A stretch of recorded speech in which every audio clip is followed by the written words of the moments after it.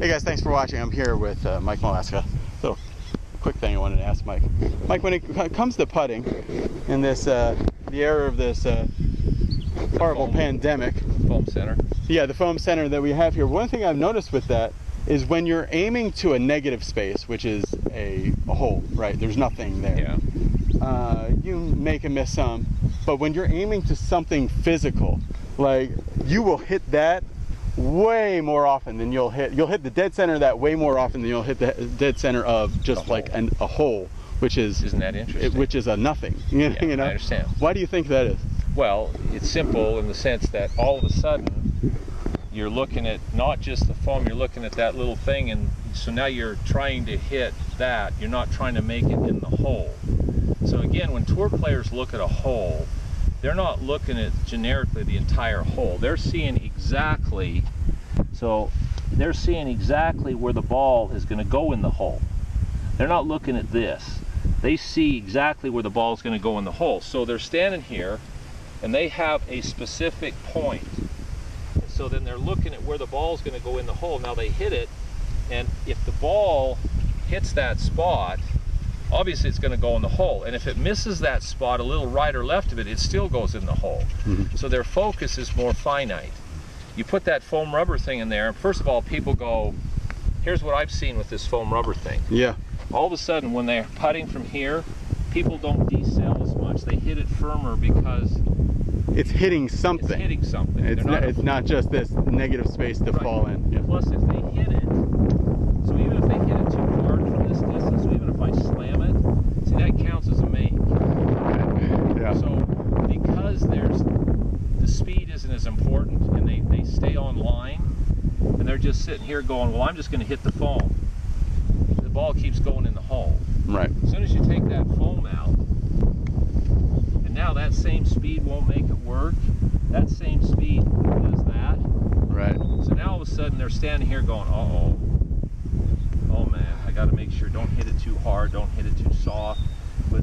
Oh, get there, oh. Right. Yeah, so it's like a microphone inside my mind. It's back to the outcome thing. So yeah.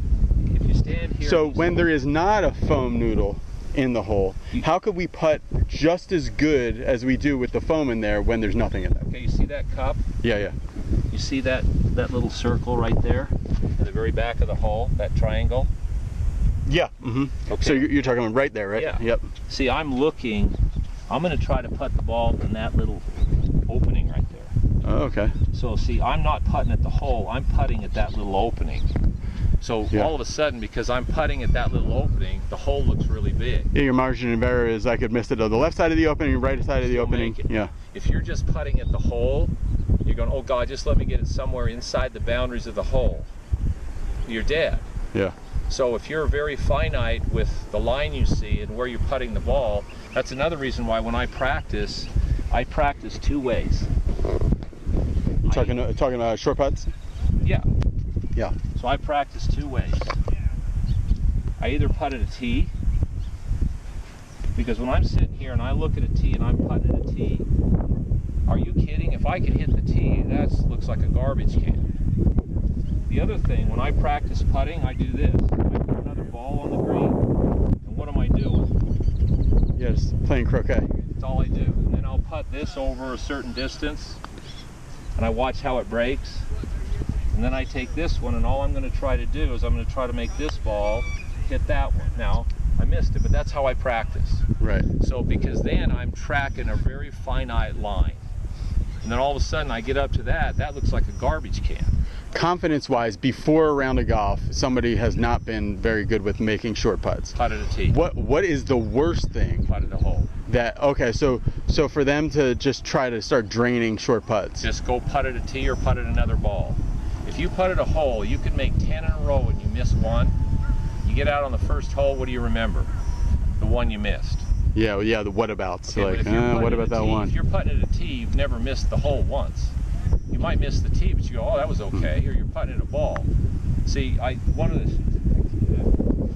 tour player, I'm trying to think who it was, one day I was out on the putting green, and I'm sitting there putting these putts. And he goes, what are you doing? I go, I'm practicing putting. He says, so what are you doing? I'm just making 3 footers. He goes, well, you're practicing to miss. I go, what are you talking about? He says, well, you're waiting to miss one. If you're just trying to make it, I says, if you're going to do this, what you should do is you putt one putt and you just barely have the ball barely fall in the front of the hole. Then you hit it in the middle of the hole. Then you hit it at the back of the hole. Then you putt it in the right edge. Then you putt it. You don't just stand here and keep trying to hit the same putt over and over again. Yeah. So what was he telling me? Well, you've got to be more precise with what you're doing. You can't just sit here and putt a hole. Yeah. Okay, and that helped me dramatically. So now when I get people, I say, if you're struggling with putting, get the ball rolling on the putting green, putt it another ball or putt it a tee and go play. Don't putt it a hole. Because if you miss 2 or 3 3-footers, you go to the first hole and what do you remember? Yeah. The ones you missed on the putting green. That just happens to be how most brains work. So don't even give yourself a chance to think about the one you missed.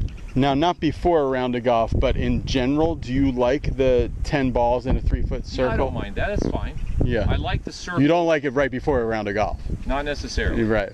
But the circle. Practice to put it in a circle where you have one chance to make a putt, and each time you change the putt, you've got a different angle with a different sun angle, with maybe a little different break, with the grain a little bit different, with the speed a little bit different. That's good because that's how you play golf. You don't get 2 tries at the same shot.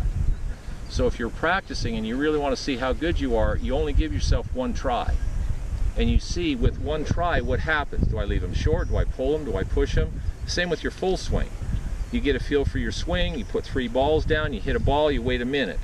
You hit another ball, you wait another minute. You see when you put time between shots, what do you tend to do? Can you pull it off? If you don't, what's your miss? I tend to pull everything. Okay, now you start to understand what to adjust to. Right, and before a round of golf, how do you get the speed of the greens for the day? It's your first time on the course and you want to know how fast or slow, especially for lag putts. Like, how do you know, get a general calibration for how fast the greens are out there? Well, I come out and I walk all my putts off. So if I've got a putt from here to that leaf and my ball's on the green, so I'm walking up to the green and there's my ball. So I'm walking off it. So I've set my clubs down. So when I'm walking, I'll go 1, 2, 3, 4, 5. Then I'll mark my ball. Now I know this is exactly 15 feet. When I'm on the putting green warming up, I stand there, I hit some 5-footers, some 15-footers, and some 30-footers, uphill and downhill. Mm-hmm. Now I know I've got 15 feet. So for me, that 15 feet calibration, I already know what 15 feet feels like. So I don't even have to hit another putt because I've hit enough 15-footers that I kind of know what that 15-foot speed's going to be like. So you would know after that, you'd be like, okay, the greens are a little slow today. Yeah. Yeah. So, I mean, it's all about calibration. And when I warm up hitting 5-footers, then 15-footers, then 30-footers, level, downhill, uphill, and I walk them off to kind of get an idea of how the greens are reacting. Now here's what's interesting about golf. A lot of times you go to golf courses, the putting green's not the same speed as the greens on the golf course. Now, is there any tricks you use as far as like you could see this one's a little more yellow than the one looks out there? And that's hard to tell somebody who doesn't know. Right, like about grass and stuff. Yeah, but you should be able, after a hole or two, if the greens seem to be running a lot faster, then you've got to recalibrate quickly, which I find interesting for a lot of players. They don't seem to be able to recalibrate. Once I get a feel for what a 5-footer feels like, okay, I don't have to hit it bad 5 or 6 times in a row. So if I hit a 5-footer and I miss it and then the distance was wrong, I hit it too hard, the next 5-footer I have, I'm not going to hit it a bad distance. You know, because I've learned over the years how to feel what I did, and was that good? That was good. So it goes into your memory banks. Mm-hmm. That's what a 5-footer feels like. That's what a 20-footer. That's what a 30-footer feels like. So then you're not really trying to make you remember what it felt like. So you look at this putt and I go, oh, okay, it's 25 feet. I know what that is. That felt like this. I'm not trying to mechanically make it work. Right, right. The less mechanical you are, the more feel. And feel is based on your past practice and allowing yourself to trust your feel.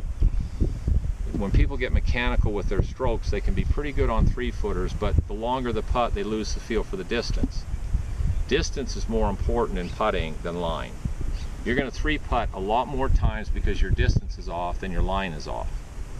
So when I tell people, when you go to play, work on distance control. Don't worry about putting it a hole. Because if you control distance, you're going to putt well. Now, if your distance is off, but you're rolling the ball good, but your distance is off, you're going to 3-putt and you're going to have a terrible day. If you're not rolling the ball very good, but your distance control's good, you're going to putt decent.